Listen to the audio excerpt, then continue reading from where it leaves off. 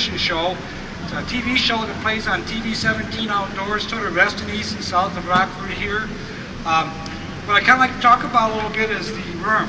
You know, I mean, if you're a bass fisherman, you've used a worm, I'm sure. You can't hardly be a bass fisherman anymore without it. And if you haven't, it's a pretty easy technique to learn.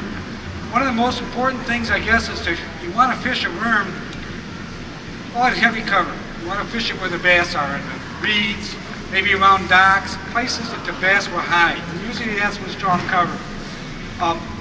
There's a zillion types of worms out there, and they're all good, one way or another. There's a zillion colors.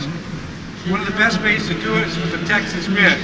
I got this hook cut off here for our demonstration here, but you'd want to hook the Texas rig worm up through 1/4 inch or so up into the top so the line and the hook goes together, and then you go back through your worm.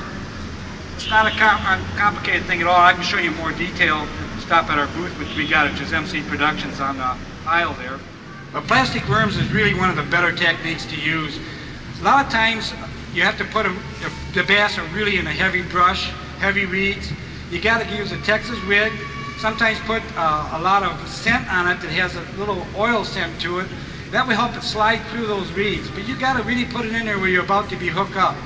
When you do hook up on a reed, oftentimes you start pulling it off the reed and you feel it go snap away. That's when that bass will go, see it, boom, the reed will move, and then that lure will drop and that bass will take it. So hitting a reed is good. It isn't a bad thing. And you got to fish, in most cases, you got to fish where the bass are, and they're around reeds, heavy cover, and rocks, which most of you I know that fish bass know.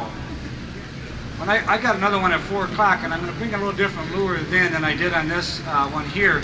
It gets a little bit faster. One other good technique when you want to drop a bait, when you Texas rig a worm, you can take a nail head, just a little nail head, snip it off, put it in between the hook perhaps or on the tail, and then watch it in shallow water. Watch yourself the way that bait will go down, because it may go head and nose down fast. You may not want that. You may want to have it so it floaters down like this, and that tail goes a little bit like this. It can make all the difference in catching no fish, one fish, or lots of fish. It's a finesse type of fishing.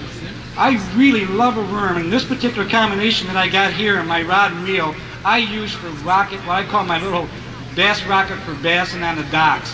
If you're fishing docks, and I fish a lot of docks, you know, when you look at structure in our lakes around here, most of them are fully developed lakes. And so we have to fish the structure that's there. And what we're fishing most of the time is docks. They have reeds around them. First off, the pilings themselves usually have rocks in the bottom of it. They've been there for years. You like those big 4x4 white docks.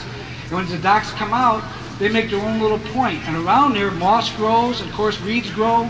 And then the rocks below there, it's good habitat for a bass, good stocking habitat. Now you can take an afternoon when the sun is shining, the lake is flat, and you can go over and maybe not catch anything in other parts of the lake, but go over to the dock and start casting. Now, when you get to the docks, I like to do a 1-2 punch. I like to take a spinnerbait and take that spinnerbait and go along the sides of the dock, trying to catch any aggressive bass that's out on the dock before I get up there tight with my trolling motor. Then as I reach the dock, I'll try the ladder. Usually there's a ladder on the dock that may go down. I'll try spotting the ladder. And when I throw that out there, I'm dead sticking. I'm letting that bait go right down to that spot. My line is loose like I got it here, letting it drop straight down, right next to that post. Often that bass was stocked on the shallow part of that dock, and her come around that and bang, suck that baby right up. And all of a sudden you see your line going back into the dock while you rear back and you slam the hook. When that happens, over at the booth I got a picture of Lake Delavan, which maybe some of you are familiar with. It's not far off the border here. With Lake Delavan, I caught a 6.5-pound largemouth in 18 inches of water. And that 18 inches of water was right underneath the dock as it went up to shore. And I was skipping all along in there. Now, it's fun once you start attacking the bass. I mean, you're going after them. When you get up near that dock, you skip that lure back in there. It takes a little bit. You need a proper reel, which I'll explain. But you skip that lure back underneath that dock into that shaded area. Bright sun, I like it. The brighter the sun, the better.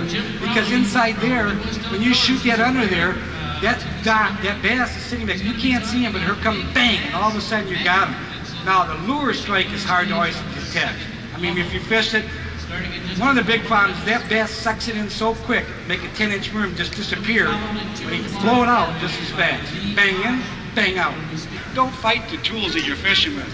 Get an open face or even a spin cast if that's the case. This particular reel here, I'm not sure they even make it. I've had it about 15, 20 years, but there's similar lures on the market. It's like an open face. It has a wide spool here, as you can see.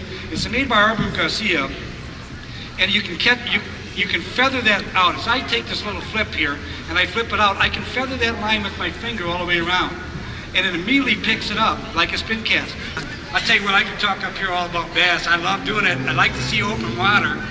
I wish this bass, all the lakes had bass like this, but I thank you for your time. If there's any questions, I'm happy to answer.